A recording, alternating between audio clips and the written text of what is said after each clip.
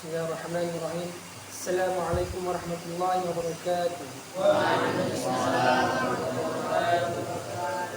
Hadis kedua, an Anas radhiyallahu anhu qala dakhala Ramadan fa qala Rasulullah sallallahu alaihi wasallam inna hadha ash-shahra qad hadarakum wa fihi lailatun khairun min alf shahr man hurimaha faqad harima al-khaira kullah wa la yuhram khairaha illa mahrum. Rawahu Ibnu Majah. Dari Sayyidina Anas radhiyallahu anhu berkata, ketika telah tiba bulan Ramadan, baginda Rasulullah SAW bersabda, sesungguhnya telah tiba kepada kalian bulan Ramadan yang di dalamnya terdapat satu malam yang nilainya lebih baik daripada 1000 bulan. Barang siapa terhalang memperoleh kebaikan malam itu, sungguh ia telah kehilangan seluruh kebaikan. Tidaklah terhalang mendapatkan kebaikan malam itu kecuali orang yang benar-benar malam. Hadis riwayat Ibnu Majah dari kitab At-Targhib. Faidah. Siapakah meragukan betapa ruginya orang yang menyanyiakan karunia yang sangat besar ini? Seorang petugas kereta api akan rela berjaga sepanjang malam demi mendapatkan beberapa rupiah saja. Lalu apa susahnya beribadah selama bulan Ramadan yang akan menghasilkan pahala lebih baik daripada 80 tahun ibadah? Kesulitan itu hanya karena tidak ada hasrat mengamalkannya. Apabila ada sedikit hasrat dalam hati, jangankan satu malam, ratusan malam pun kita akan sanggup berjaga. Sebuah syair mengungkapkan, diberi ataupun tidak diberi sama saja bagi orang yang dimabuk cinta. Segala sesuatu akan menjadi lezat jika hati sudah suka. Meskipun baginda Nabi SAW telah dijamin dengan berbagai kabar gembira, beliau tetap selalu sibuk sholat yang panjang sehingga kaki beliau bengkak.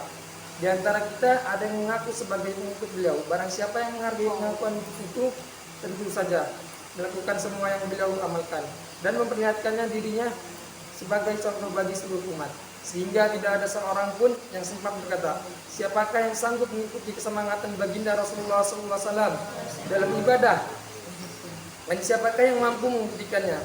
Hendaknya dipahami oleh hati kita bahwa orang yang betul-betul memiliki keinginan untuk meneladaninya tidak akan sulit baginya untuk mengerjakan perkara-perkara yang sangat berat, seberat mengalirkan sungai susu dari gunung. Namun hal ini akan terasa sangat sulit tanpa merapikan sendal seorang guru pembimbing rohani. Sebuah syair mengucapkan, jika berharap ingin mendapatkan kelembutan hati, maka berkhidmatlah kepada guru-guru rohani. Kelembutan hati itu tidak akan dijumpa walaupun di gudang-gudang para raja. Di antara pribadi muslim yang mengikuti baginda Nabi SAW adalah Sayyidina Umar radhiyallahu anhu. Dan setelah sholat Isya akan pulang ke rumahnya dan mengerjakan sholat sepanjang malam hingga subuh. Juga Sayyidina Utsman radhiyallahu anhu, setelah berpuasa siang hari, ia bisa menghabiskan malamnya dengan sholat. Ia tidur sebentar di awal malam, dalam satu rakaatnya ia mengutamakan seluruh Al-Quran, menghatamkan seluruh Al-Quran. Dalam kitab Syarah Yahya Syekh Abu Thalib Maki rahmatullah alaihi meriwayatkan satu riwayat yang mutawatir bahwa ada 40 tabi'in yang biasa melakukan sholat subuh dengan wudu sholat isya. Sayyidina Shaddad radhiyallahu anhu adalah seorang sahabat. Ia biasa berbaring tanpa tidur sepanjang malam sambil miring ke kanan dan ke kiri sampai waktu fajar. Kemudian ia berkata, "Ya Allah, ketakutan terhadap neraka jahanam telah mengusirkan kantukku." Setelah tidur sebentar antara maghrib dan isya, Syekh Aswad bin Yazid rahmatullah alaihi biasa beribadah sepanjang malam pada bulan Ramadan hingga subuh. Diceritakan bahwa Syekh Sa'id bin Musayyab rahmatullah alaihi selama 50 tahun selalu sholat subuh dengan wudu sholat isya. Syekh Silah bin Asyam rahmatullah alaihi bisa menghabiskan seluruh malamnya untuk sholat.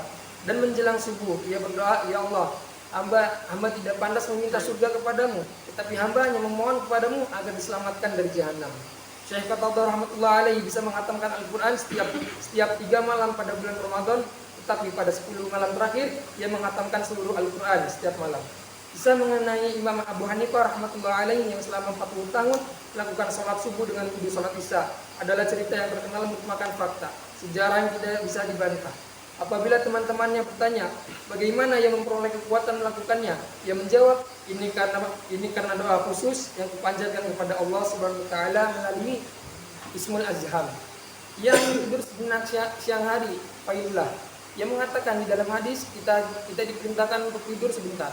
Tidurnya di siang hari itu semata-mata hanya mengikuti sunnah. Ia juga sering menangis demikian rupa saat membaca Al-Quran, sehingga para tetangganya merasa kasihan kepadanya. Suatu ketika ia menangis sepanjang malam sambil membaca ayat berikut ini berulang kali. Balis sa'atu mau'iduhum. Yang artinya sebenarnya hari kiamat itulah hari yang dijanjikan untuk mengazab mereka. Quran surat Al-Qamar ayat 45.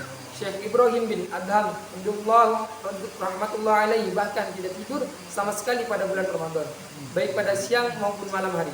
Imam Syafi'i rahmatullah alaihi biasa menghatamkan Al-Quran 60 kali selama bulan Ramadan dalam sholat.